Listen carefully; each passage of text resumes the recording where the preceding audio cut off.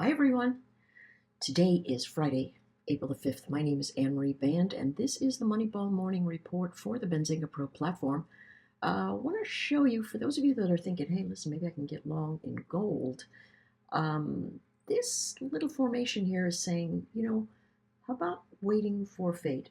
Might take a couple of weeks, but a fade is probably better. And it looks like there could be a little bit of a fade. If you do chase it, chasing obviously is something you can do. My thought would be still, look for support on the day to get tested. Notice when trouble occurs, all financial instruments will perform in the same direction. And so what happened was Blinken said something about Ukraine needing to be in NATO. That's a little bit of bear poking. People are just getting tired of being shoved around by Putin, I think. Even Macron, who is a little bit of a wet watercracker, has been really very, very vocal. And so we're sniffing out a little bit of unrest, and that runs into these are old numbers, of course, that runs into the chemistry of precious metals. And you can see that silver is really at the top of a resistance zone. Let's take a look at this. Listen, I love silver as much as the next person. I suspect this thing is easily going to run into 40, 50 bucks. But it's going to take more than a hot minute to do that. And so my suspicion is that this is resistance, like it was here. So we'll have a couple of blow-off top events, a pullback, and then a big move forward. Okay, and so what we're looking for from a weekly formation is a retest of the breakaway that holds. Now notice, it's retested here. It retested in May of 23. It retested in July of 23, retested in August of 23, retested in December of 23, and every single time it faded. So this area right here, to me, looks quite a bit like this area. Pops up, fades a little, pops up again. So next week we'll tell the tale, and we'll see what we need to do. Let me put a little note for myself. Next week, silver. And we'll see what instruments that we can play, see if the SLV is going to be good to us. All right, let's take a look at SPY. We had a pretty monstrous day. Notice where it stopped. Our key support line. It's really amazing how we revisit these areas of heavy congestion, right? And so here we are, key support. Now, people are a little nervous, and they're nervous because, let me show you this, the TLT has been fading through a zone. Now, take a look what happened. It faded and then bounced. And so this tells us it's still inside of this range. It's not breaking down like we thought it might be at the beginning of the week, right? It's holding the edge. So let's see how it closes today. If indeed that's the case, the traders are going to try and buy the dip. Notice that's what they're trying to do. We've gapped up into the zone past this 115, and we're up about, $2 off of that low. So that really does tell us something, and it says, listen, we're still in a buy the dip formation. Now, this was a news candle, and so we have no idea how the news is going to find itself. My premise is exactly the same. Dips are going to get bought, and so we'll have a gap up that runs into resistance, and then that resistance is going to find its way back down into support. I think we move sideways for several months in a very messy patch. It's just my thought, unless, somebody says shots fired, and then, it's all a new environment. If you guys don't listen to the Real Investment Advice show at, I think it's on at like 7 a.m. On YouTube with Lance Roberts, it's really good. And they got a lot of tax guys talking this week, and it's been really good. So check that one out today. Just giving them a little bit of free air that they really deserve. All right. So anyways, what are we looking at here? Same sort of thing in the ES. I suspected 51.85, but it jumped at, what is that, 92, 93? Let's see what the low is here. Low, 92.50. Let's change that. 92.50.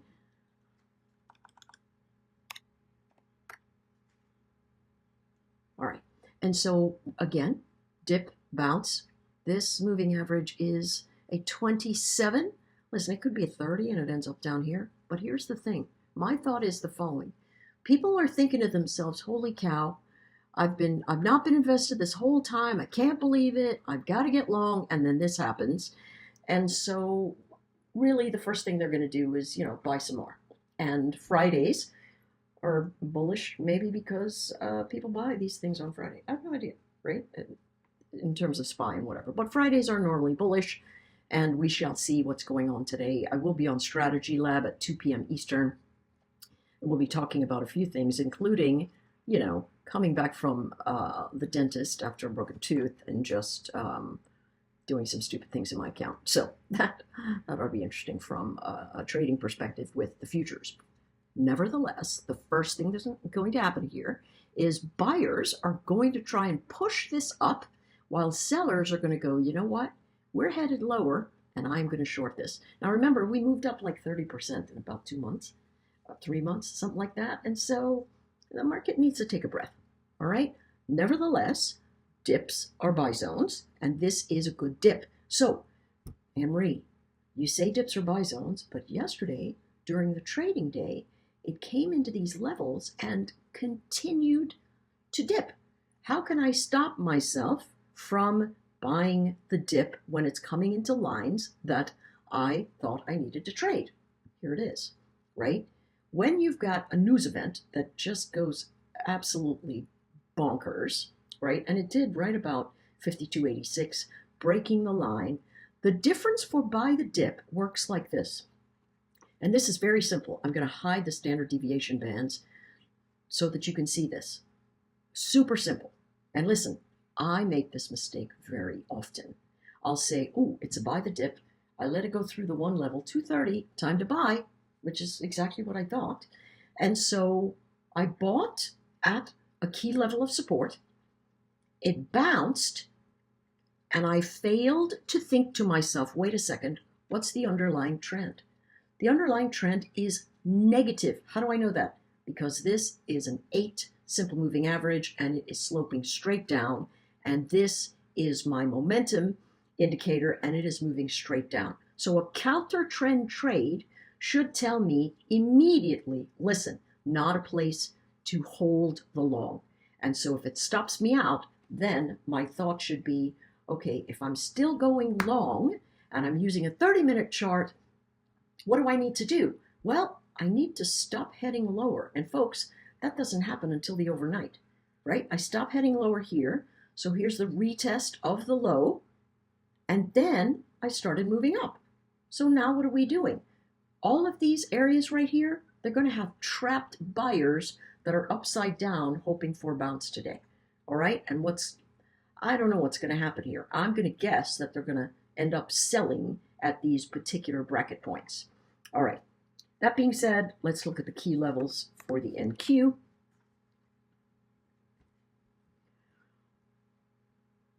Let's delete this alert. And we'll leave that one there, right? Notice, again, it doesn't even matter if you trade your 30-minute or your 15-minute. The question is, am I making a new low, a new lower low, and am I making a new lower high? As long as that answer is yes, do not take a long. Don't do it. Take a short and say, all right, I'm going to go small size, follow it down. Now the Q is a backbreaker. The NQ is a backbreaker because it moves so fast and you can be upside down in a really hot minute, but you might do it on the way in. Okay? So that's really what we need to keep in focus of mentally. What are the levels that we want to watch for the NQ?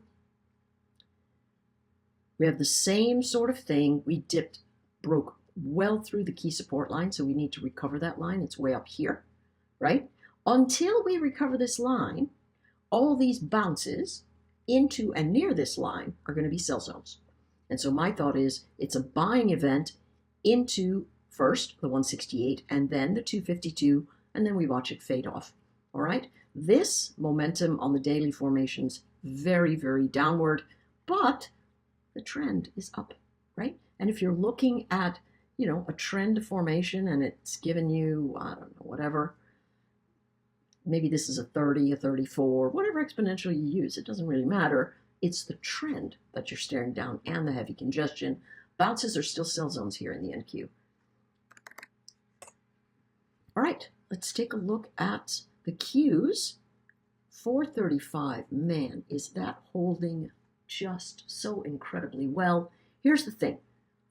As we bounce, what's been happening? Series of lower highs, series of lower lows, huge candlestick the day before yesterday gave every bit of it back. So what does that tell you? You're in a sideways formation.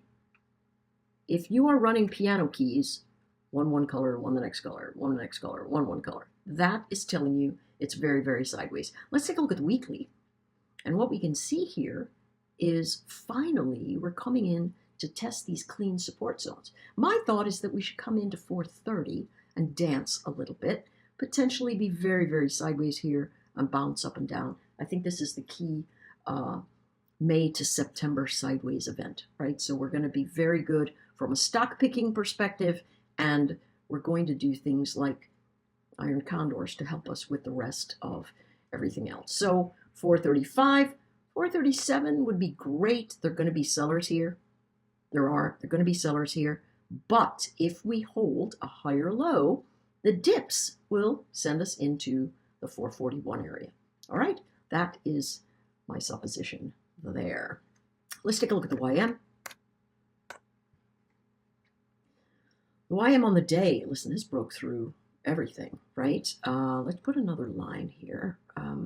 Let's see, right there, heavy congestion, 38,869, bouncing right off the zone, sharp fade, right? I mean a very sharp fade. Again, if you look at the day, how do you know? Don't rush to get into a trade. Say to yourself, in my 15-minute formation, am I still making lower highs and lower lows? Yes? Don't go long. If you go, well, can I go short? Yes, try and short a bounce. If this one at 245, it was a pretty good bounce into this level that we saw. That was a great one. Otherwise, the littlest bounces gave us brand new selling formations, right? So again, just pay attention to the simple things and ask yourself the simple questions. Hey, am I heading lower with lower lows and lower highs, or am I heading higher with higher lows and higher highs? Okay, that's it. The levels that we want to keep in focus are the ones that we just broke through, right? How are we going to do at, well, 39,000 is going to be a little bit of a round number that a couple of people, more than a couple, are going to try and short. You could try it, right? Because trend is telling us it's downward, but pay attention to the fact that it might break a low, okay? And if it breaks the low, go, you know what? These charts are not ready to buy yet. I think it's going to be sticky trading today. Could be very messy. No idea what's going on, but we will as the market participants reveal themselves. But that's what we're doing. Dips or buy zones. At the end of the day, if you wait until the end of the day and you go, all right, well, dips or buy zones, and I could see it dipping here, but it's only into resistance. You know you're going to sell those rallies. And this is the same thing. It is a sell any rally at the end of the bigger formations. In the interim, it could be sell the small bounces intraday. You just need to follow those candlesticks. All right, everyone. Good luck trading, and I'll see you on the platforms. Don't forget, Zoom, 11:30 to 12:30, Benzinga Pro platform. Take care.